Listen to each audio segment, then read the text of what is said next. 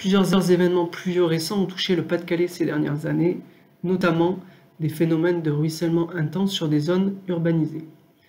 Face à ce constat, la Direction départementale des territoires et de la mer du Pas-de-Calais mène une politique de prévention très active et de prise en compte du risque ruissellement dans l'aménagement du territoire. Prolog Ingénierie accompagne depuis 2014 la DDTM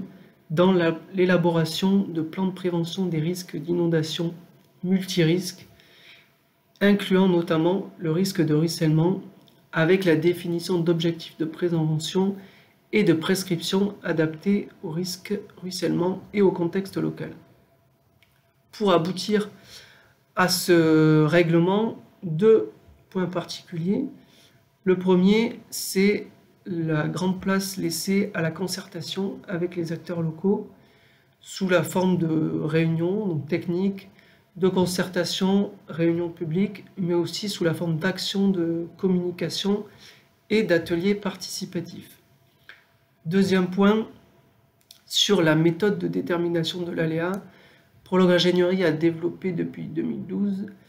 une méthode qui consiste à appliquer une pluie spatialisée sur tout le bassin versant et sur un maillage bidimensionnel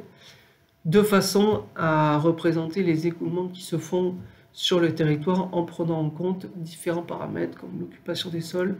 la nature des sols et les différents ouvrages qui peuvent influencer le ruissellement.